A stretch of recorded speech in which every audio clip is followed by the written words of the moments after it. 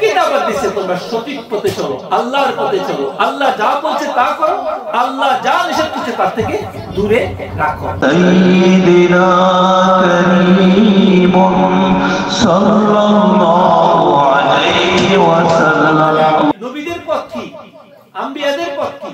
আম্বিয়াদের পথ হলো প্রত্যেকটা আম্বিয়া একই পথ, একই দাওয়াত দিচ্ছে, তোমরা সঠিক পথে চলো, আল্লাহর পথে চলো, আল্লাহ যা বলছে তা করো, আল্লাহ যা নিষেধ করছে তার থেকে দূরে রাখো। এখন যারা আল্লাহর পথে চলে তাদেরকে বলা হচ্ছে আউলিয়া আল্লাহ, তাদেরকে বলা হচ্ছে কি আউলিয়া আল্লাহ।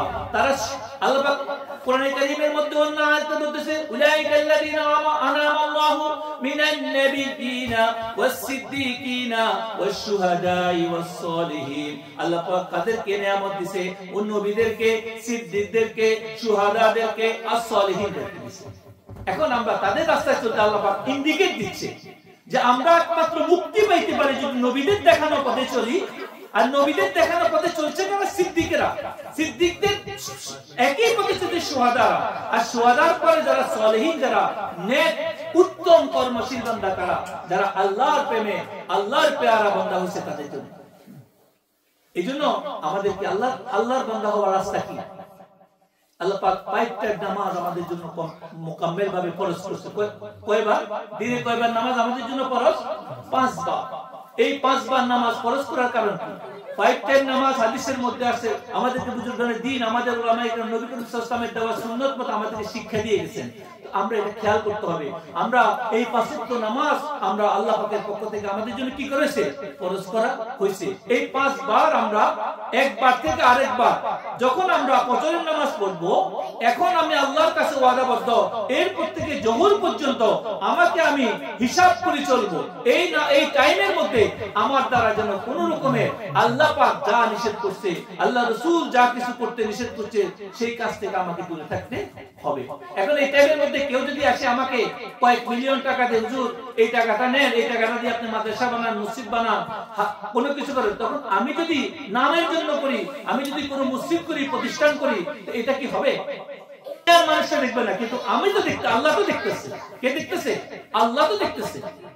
এইজন্য যারা আজকে সমাজে হারাম টাকা দিয়া, হারাম ইনকাম দিয়া মাদ্রাসা প্রতিষ্ঠা করতেছে, মসজিদ প্রতিষ্ঠা করতেছে, বিভিন্ন ভাবে আজকে করতেছে, আজকে তাদের কারণে আজকে আমাদের মুসলিম সমাজ, ইয়াং সমাজ আজকে বরবাদ হয়ে যাচ্ছে। নামাজ পড়তেছে, কোরআন পড়তেছে, আমাদের ছেলেমেয়েরা আজকে মসজিদমুখী হওয়ার পরেও আজকে খারাপ কাজ থেকে তারা বাঁচতে পারতেছে না। আজকে আমাদের বাপ মা গুলা নামাজ পড়ে, হজ করে, যাকাত করে, কিন্তু হারামের লোকে মিক্স হওয়ার কারণে আজকে প্রতিটা ঘরে ঘরে বরবাদ হয়ে যাচ্ছে। আজকে কোন রকমের আজকে আউলিয়া কেরামদেরকে গালি দিতে তাদের কোনো কষ্ট পায় না। আজকে মিলাদ, কিয়াম, রাসূলুল্লাহ সাল্লাল্লাহু আলাইহি ওয়াসাল্লামের সুন্নতের কথা শুনলে আজকে তারা দলিল ছাড়া কিছু বোঝে না। কেন? তাদের ইনকামের মধ্যে সমস্যা আছে, তাদের চলার মধ্যে সমস্যা আছে। তারা যে সমস্ত তারা হারাম হালালকে বেরদাস্ত করে না। আগে কারা আউলিয়া কেরাম, বুজুর্গায়ে উলামায়ে কেরাম প্রত্যেকটা ইনকাম নিজে করতে আর দেখানা পর্যন্ত খাইতেন না। আগে মাদ্রাসা, মসজিদ ওই টাকাই দেওয়া হতো যেই টাকা সৎ উপায়ে কামাই দেওয়া হতো, বাসার পরে দেওয়া হতো। সেখানে এতিম বাচ্চাদের জন্য যদিও কোনো সদকা আসতো, দেখা হতো না। কিন্তু যে সমস্ত উস্তাদ, যে সমস্ত শিক্ষক, যে সমস্ত ইমাম, তারা সবসময় চেষ্টা করতেন নিজে কষ্ট করে না খেয়ে থাকতেন, রোজা থাকতেন, কিন্তু হালাল ইনকাম না, সন্দেহ মুক্ত খাওয়া না দেখা পর্যন্ত তারা খাইতেন। এই জন্য তাদের পিছনে নামাজ পড়ার কারণে অনেক তাসিস ছিল, তাদের পিছনে ইবাদত করার কারণে অনেক তাসিস ছিল। তাদের ছোট ছোট তাদের কাছে কথা দুইটা বললে ওই কথাগুলোর মধ্যে অনেক গুরুত্ব ছিল।